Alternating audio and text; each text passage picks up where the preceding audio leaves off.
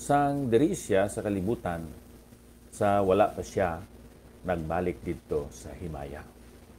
Sa pagkamatuod si Ginoong Hesus, nag-angkon siya unod kag dugo tulan agud nga siya mangin modelo naton sa aton nga pagkabuhi, sa aton espirituhanon nga pagpangabuhi.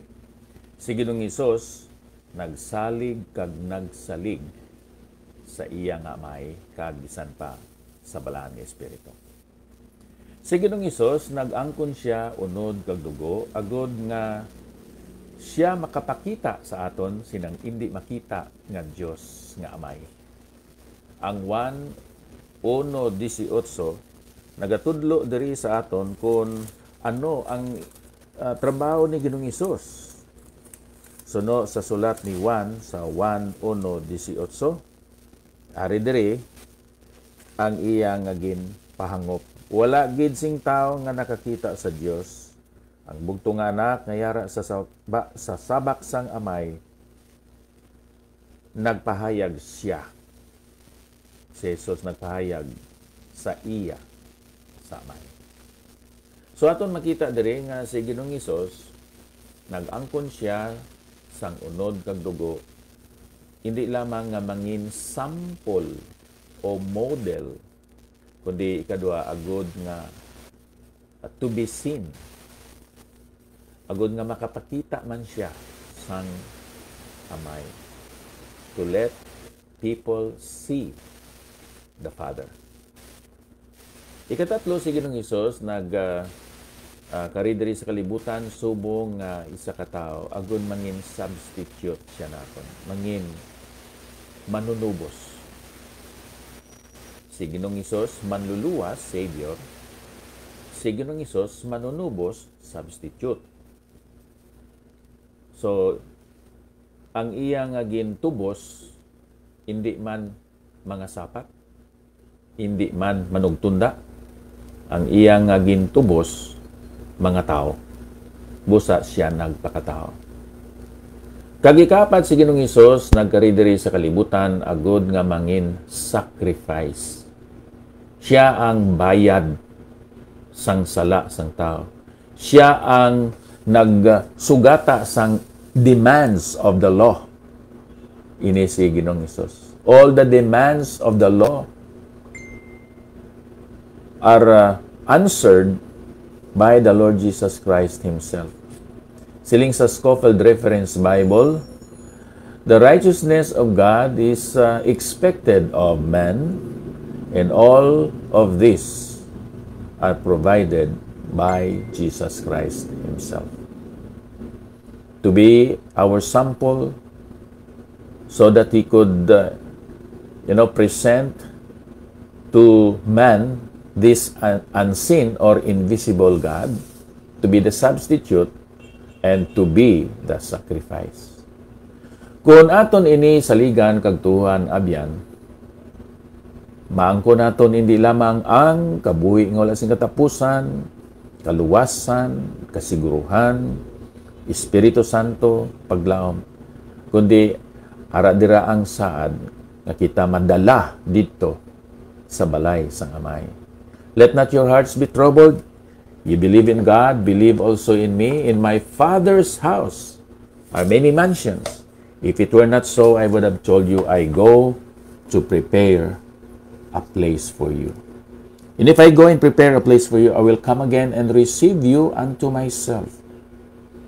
Ini mga pulong ni Ginoong Hesus nagapahayag nga ang dalan sa kabuhi nga wala sang katapusan, bisan sa pagamatod, hindi makita, pero ini sigurado. Sigurado, kaangay sang imo nga pagsalig dira kay Kristo Hesus. Si Ginoong Hesus nag-aman na sang dalan pakabuhi nga wala sang katapusan. Ang issue lang nga wala masettle amo ini ang imo willingness sa pagsalig o kung pagtuo. Naaman na ang dulot. Naputos na ang dulot. Dalawato na lang sang isa ka makasasala nga nagahinulsol. Let not your hearts be troubled, siling ni Ginoong Hesus. You believe in God, then you believe also in Him. Masiling ang iba na nag-believe lang ko sa God the Father, but I don't believe in the Son. Ang pag-angkon sang kabuhi nga wala sang katapusan, John 17:3, hindi ka lang magkilala sa Amay, kundi magkilala ka man sang ginpadala sang Amay. Anong ginhambal dira sa John 17:3? In this is life eternal, that they might know Thee, the only true God, and Jesus Christ, whom Thou hast sent. To know God is to know Jesus Christ and vice versa. To see Jesus is to see God the Father. To believe in Jesus is to believe in the Father. To reject Jesus is to reject the Father. To pray in Jesus' name is to pray to the Father. Amoy na, may bahin gid ining anak si Ginoong Hesus nga ginsikway sang kadaman sa aton kaluwasan, sa aton pagpangabuhi ng Kristohanon, sa tanan nga aton ginahandom ka ginatinguha for the glory of God the Father through the Son, the Lord Jesus Christ. May madamo nga mga bersikulo diri sa Balaan Kasulatan nga nagalaragway sang kabuhi nga wala sang katapusan. Pero ining pila ka mga bersikulo diri sa John chapter 14, these are rich with promises. Diri si Ginoong Hesus nagsiling, I am going to prepare a place for you. So abyan, inang heaven is not, a circumstance. Siling sang iban, ang langit, circumstansya na. Kung malipayon ka, wala kasing masakit, wala kasang problema, langit na. Pero kung wala kasang bugas, may masakit ikaw sa imulawas, may mga problema ikaw, infierno na. Siling din ni Ginoong Hesus, ang langit is a place. I go to prepare a place for you. Ang pamangkot abyan, amo ini. Kung magabot gid man ang kamatayon sa imo nga kabuhi, padulong bala ikaw sa langit? Sa diin didto ang aton Ginoo kang aton maluluwas. Hindi ka sige lang tinarso nga damo ko kwarta karon langit ni. O kon magtinarso nga wala ko kwarta infierno ni. Heaven is a real place. Heaven is also a prepared place for believers of the Lord Jesus Christ. Heaven is a place of worship, a place of praise and glorification of our Savior, our God, our Redeemer. Gusto ka sa sini nga kalibutan nga gintawagan ni duta, kalibutan nga luhaan? Siling sang isa sa tapos nga magwa ang bata sa tiyan sang iya, taguangkan sang iya nga iloy, kinanglan siya maghibi. Sa pagkamatod, agod nga magasulod kagwa ang oxygen, no? May mo siya nga carbon dioxide, may kabuhi. Pero may isa ka picture dira abyan, nga sa nagasulod pa lang ang bata sa sining kalibutan, napuna na ini sa mga problema, kag mga palaligban, mga kapait, kag kasakitan sa kabuhi. Pero si Ginoong Hesus, nagkari diri sa sining nga kalibutan, subong man isa ka lapsag, isa ka bata, agod nga ikaw kag ako, madala niya sa Father's house. Sa din siling sa Balaan Kasulatan, there are many mansions.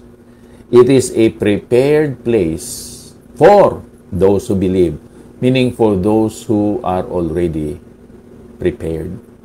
So abyan, kabay pakuntani nga imo ini pamalandungan sing madalom sa imong kabuhi. Jesus Christ came to earth so that He could bring us up to heaven.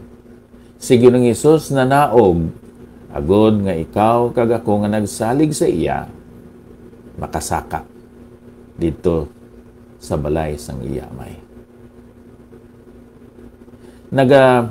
Handom kita nga makapauli kita sa aton balay. Bisan dito pa ka sa Amerika, dito ka sa abroad, o may mga conveniences dito, pero there's no place like home. Ikaw kag ako, subong mga matutom nga mga Kristiyanon, we are longing, anticipating, expecting for that prepared place called heaven. Kabay pa kung tani nga imo isugid ining assurance o kung kasiguruhan kag ining maayo nga destinasyon sa kabuhi sa imo mga abyan, sa imo mga kaupo dira sa opisina, sa imo panimalay, sa imo mga paryente nga wala pa sang kangtanan dira sa kay Kristo Jesus. Padulong sa Amay.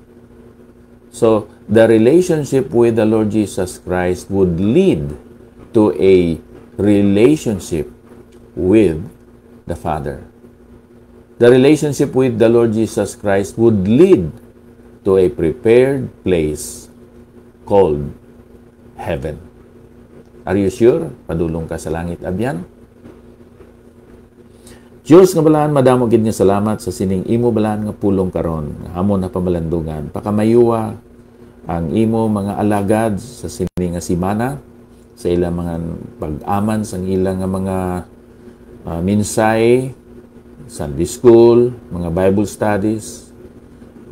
Ayuha kami sa among mga kaluyahon, mga masakit, kag bisan pa sa mga problema kag palaligban nga imong gintugot nga amon ma-experiensyan. Tabangi kami nga makalikaw sa pagkaulog sa pagpakasala. Pun-a ang amon huna-una sang imo balaan nga pulong, ang amon mga kasing-kasing sa imo balaan nga espiritu. Ini nga mga butang among ginatugyan sa ngalan ni Ginoong Hesus. Amen. Okay, Nairel, salamat gid sa imo nga pag-replay sa sining aton nga segment karon. Mga pagpangamusta sa aton mga kabyanan nga nagatanaw. Salamat Pastor Maymon Sarnicola and the rest of the viewers. Kaangay sa kay Susie Novero and sa aton mga kabyanan nga nagatanaw later sa sining aton segment karon. May God bless us all. Thank you. Is not